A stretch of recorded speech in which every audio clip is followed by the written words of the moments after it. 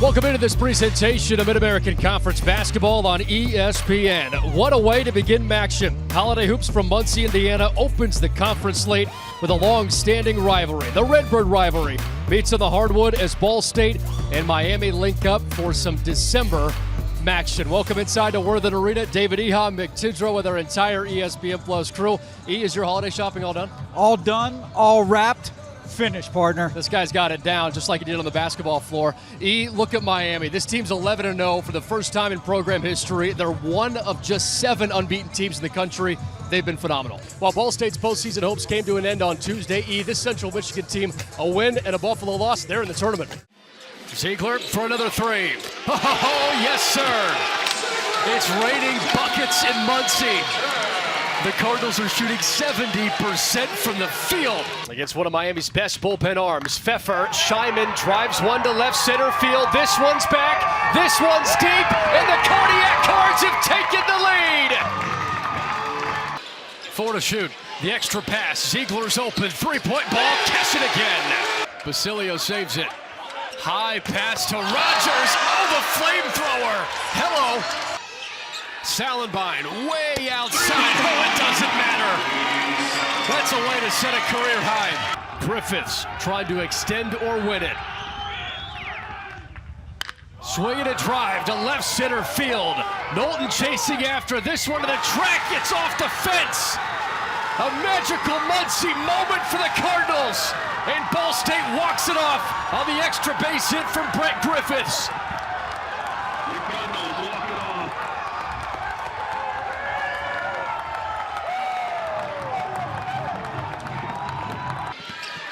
Hill looking to drive, up and under to Jones, one more pass, another pass, Maxey to make it a three-point game, he bags it! Rob Senderoff drawing up plays for his team in an unconventional way. That's not a dry erase marker and board. Those are magnets that he places down to tell his players where to go. That's a long-standing tradition that Jim Christian had for a long time. Yeah, you can take a look at it. That is beautiful. They call it the magnetic men.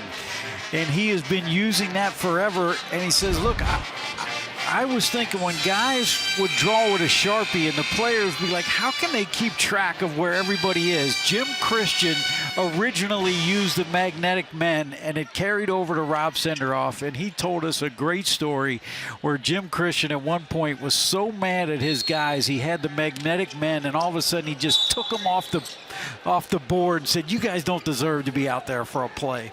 And you mentioned the story to him on the phone, and he said, oh, there's a story to this? And you had referenced an article, and Coach Senderoff was like, I'm glad the attention is being shown to this long-standing tradition. He said, that's just the way we do it here at Kent State.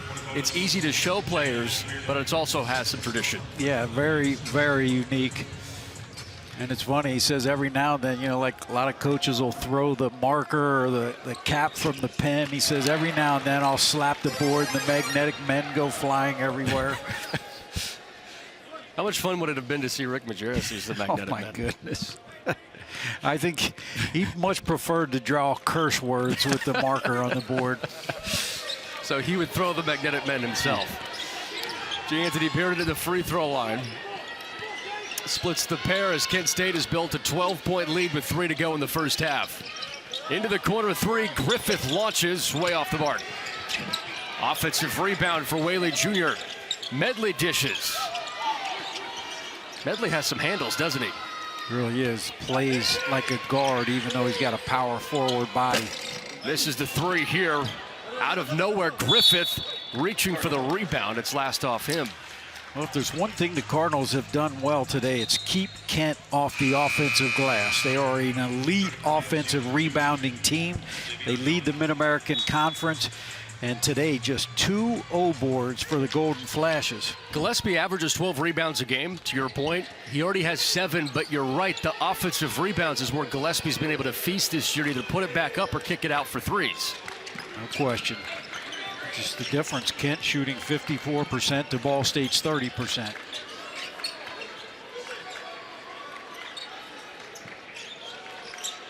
They are just letting Fish, giving him so much room. He's got a 3 anytime he wants it. 3 to shoot, Fish down low though. Double team fighting through it, Gillespie whacks it. And here goes Kent State again. Well, Gillespie second in the league in blocks. Williamson pulls. Already has a few triples tonight, not this time. Card's got a break there. You cannot leave Williamson alone in transition from three. Ziegler, the team's leading scorer, held with 0 so far. Bouncing into Gillespie. James, trigger three. Yes, sir! Elmore James takes the lid off the rim, and the Cardinals are back within single digits.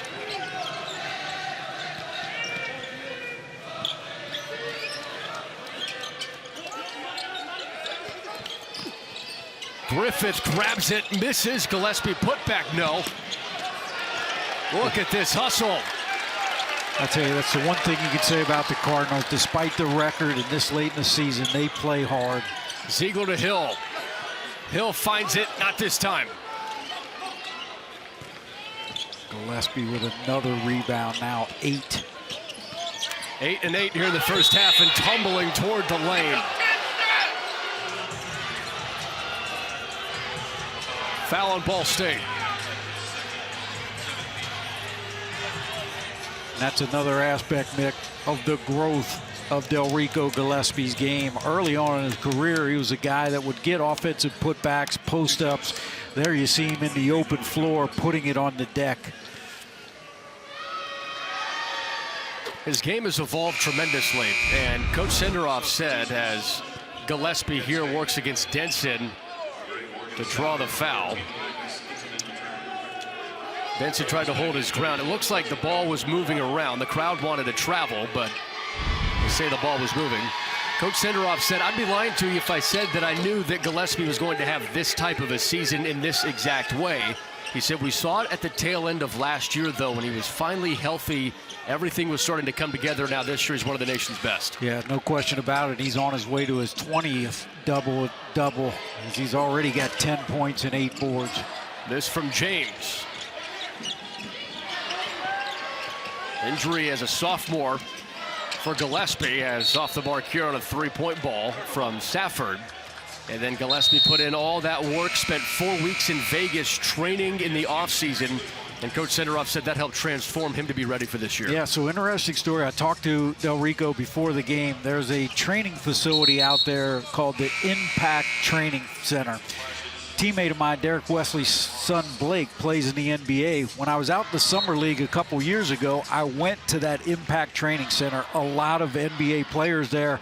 I'm watching guys work out. Who walks in? None other than the logo Jerry West. No way. And so I was talking to Delrico. He's like, yeah, Zach Collins. He's like, I was out there for a solid month, and it really helped my game. Did you get out there and hoop with the logo? I did not, but I did. I took the chance to go over and say hi. How could you not? Hill draws the foul, and Hill has taken 3 free throws today. What was he like, Jerry West? Oh, just very courteous, just a really nice guy, and just you could tell the reverence of everybody in that gym when Jerry West walked in. Pretty wild. And he was talking up all the young guys, a lot of college players, even some high school kids that were out there. Just very gracious with his time. It's a moment those players will never forget.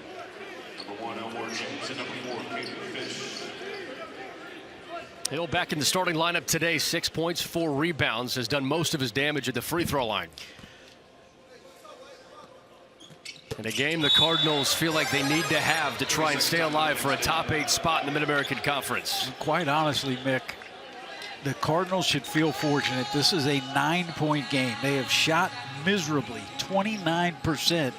Yet here you are really still in this thing, even though you have not played offensively very well.